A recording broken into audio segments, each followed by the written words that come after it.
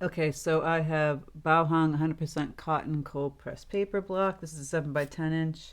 I did attach a reference photo of this chrysanthemums, just for like the mums in a glass vase, but really, you don't need it.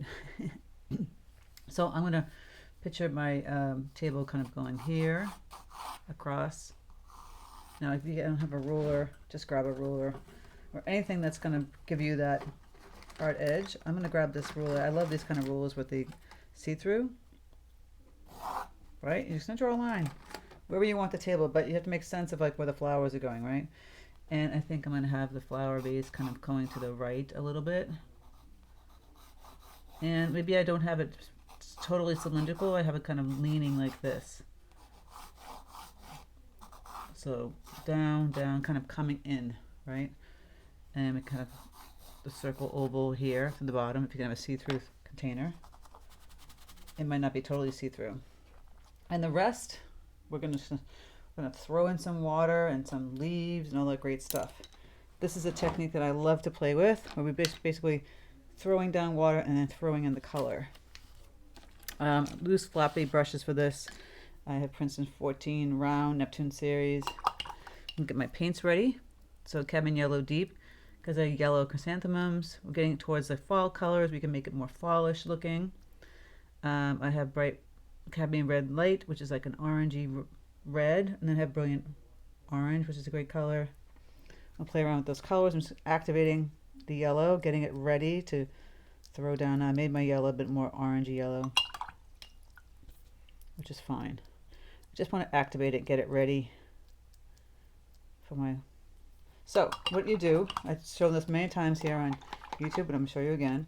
So I just clean off my brush, and I've got it in my big bucket of water here, and it's pretty wet. I'm just going to kind of slam it down, or just drip big water droplets all around here, up here. Ta-da, ta-da, like that. And you can see the big water. Look at that, all that big water. Now we're going to grab our yellow. We're just going to try and drop it in on those big water droplets. Now if you want to make it more roundish, like you see the chrysanthemums in this photograph, and then come down here, just making like a rounded shape. But again, just big droplets. You can even splatter a little bit. Just kind of making these droplets. It's just a really fun, loose way to paint flowers. And I'm going to grab that cadmium red light, which is almost like orange. You can start to play with a little bit of orange going in here. Some of these colors. You can make it more fall. You can add some more fall tones. Again, going back, and then maybe I'll mix the two.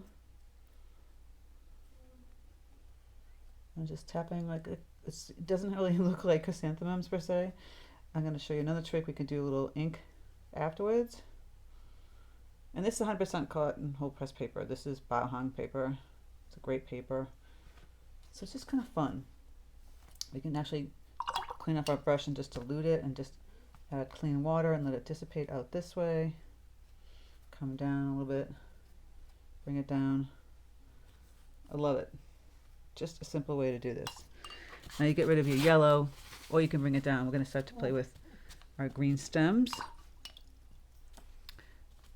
And this brush particularly, it does have a great point because it's kind of fairly new, so I can still keep using this. And grab some Prussian blue and that cadmium yellow deep. I got to get that a little bit more wet activated. So I'm getting water on there. Now that's a very light green, which we can keep. And go back and add some Prussian blue and some burnt umber and get a darker green. A little bit more brown. Some deeper greens. We're picking up this medium to light green. You can start to play with putting some stems connecting here. Bring them down, tap the color in between some of our white spaces that we left, and then bring it down the stems like you saw. Got to bring them down. You can't have them totally floating, and kind of grab a little maybe burnt sienna or quinacridone sienna from Daniel Smith and mix it in with some of the greens now. So get a little bit of brown hue in there. Changing the hue there. crossing over and going up. Look at that. Simple, simple, simple. Super fun. Just moving our brush and going up and down. Now we have that darker green. I'm getting a little thicker. I'm going to take off some excess water by squeezing the paintbrush at the end here. I want it thicker because I don't want it to move as much. It's very, very wet on wet, and the paint starts to move all over the place when it's very, very wet. If it's thicker, so you can barely move this, it won't move as much. So I'm adding those same colors, getting a little bit deeper green. We'll put some leaves in here. It's going to kind of push down. Now, because it's thicker, it might not fit the whole page. You get more of a dry brush. Pushing down and lifting back up. Add a little few of these darks in here. Poking. Pushing down for our little leaf. Maybe another one push down and kind of pull back and lift up for some of our leaves. Kind of go off the paper here and kind of go out here. Bring that stem down in there a little bit. And add a little bit, some deeper greens to your stems in here. They're still damp and wet, but could be another leaf or two in the glass. Isn't that sweet? A little bit darker green up in here. A little stem. And that's how we do it. And now I'll remove all this fun stuff. So I'm going to think about the table. I'm going to switch gears with this brush. I love a flat wash brush, 3/4 inch flat wash, aqua, Velvet Touch series. I'm gonna make some browns. So I have got burnt umber and Paynes gray. Get a deeper brown. Get that going. And that could be the table color like you see in the photograph, right? We don't want to necessarily get it all over on our vase. So I'm gonna go around.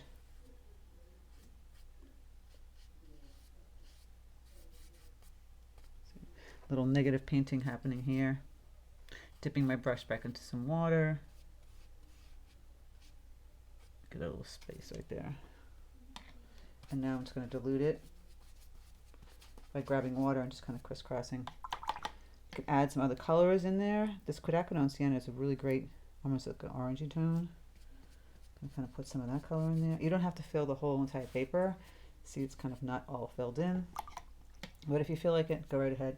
I'm going to clean up my brush and just kind of dilute some of the paint here.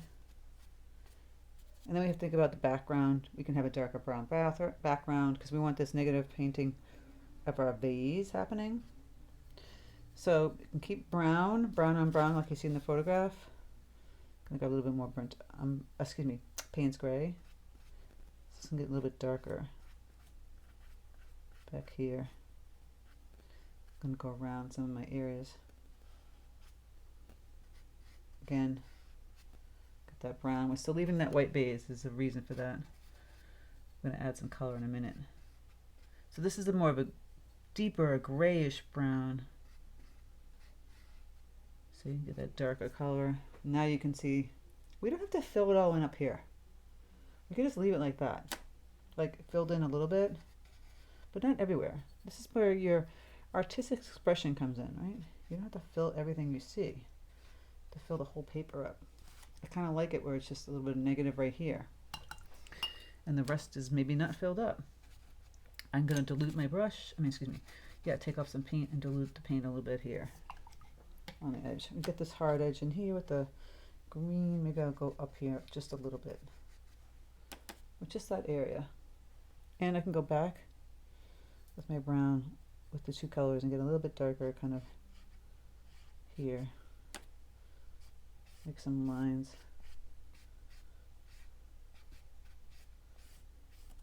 You know, kind of like a wooden table lines. Alright, I've kind of gone onto my vase a little bit. Cleaning off my brush.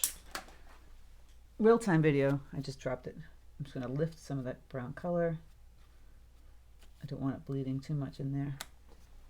Alright, so we left that basically white. And now we need to add a color. I'm going to make gray with ultramarine blue deep and burnt sienna. If you've come to a workshop or retreat, you'll know those are my signature colors. Not blush and bashful like Steel Magnolias, but something like that. So those two colors make a nice gray. Gonna add a little bit more. It's burnt sienna. And there's a nice pretty gray. I keep it more bluish myself, but I want a brown gray. Doesn't make sense for this. We'll start to put some of this color in the vase.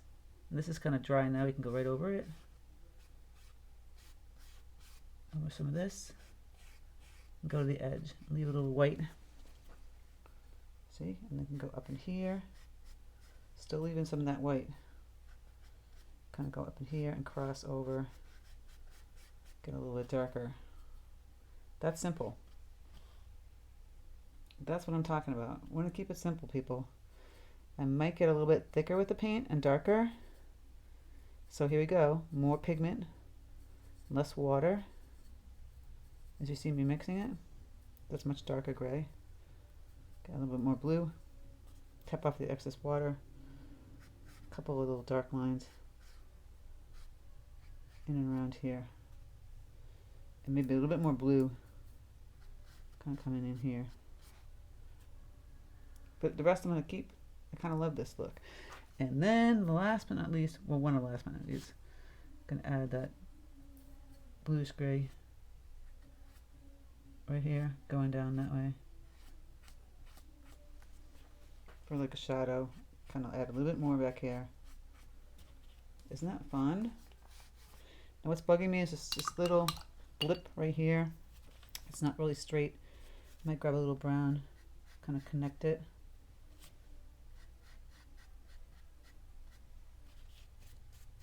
There.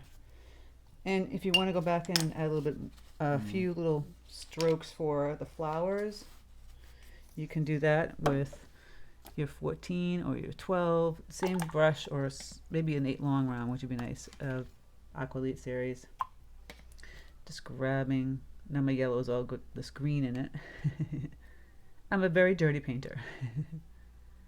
Yellow, cadmium red light. Get some bright orange, make that a little bit more. And now we can just take our brush, use this great little long tip, kind of wiggle. It's still very damp. Maybe some little lines for the mums. Still damp. This one's not, so I'm just kind of wiggling some little lines. I'm holding it like a baton. Like that. Just wiggling it until you get those little spiky kind of blooms. Don't have to do that everywhere. This is still damp and that's fine. Get the yellow. Just kind of wiggling it. The chrysanthemums. And maybe a little wiggle down here.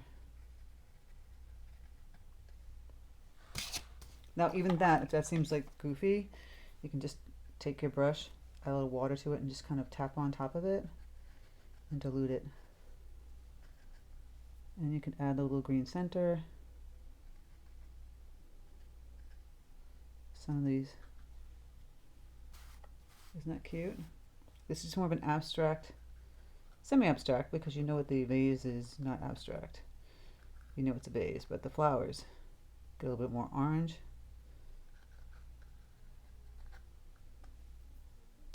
And I think the last thing I'm going to do is just splatter a little bit of color up this way.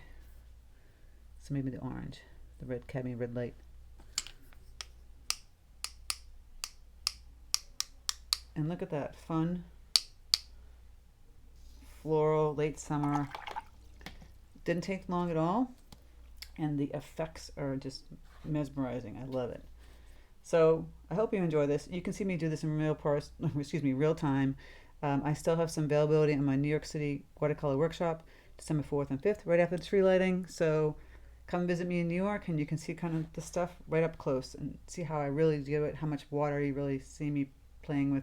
Sometimes it doesn't translate when you're on video, totally translates in person. All right, thank you so much for stopping by. If you want more exclusive videos and tutorials with traceable and reference photos, click the link in the description box. Join my Patreon, where you get first dibs in watercolor workshops and treats. You get all kinds of goodies. If you're a super patron, you get the acrylic and the watercolor and a live stream on once a month, we get a live stream, which is great. It's a great bonus. So, all right. Thank you so much. And you help support my content here on YouTube. Take care, and I'll speak to you soon.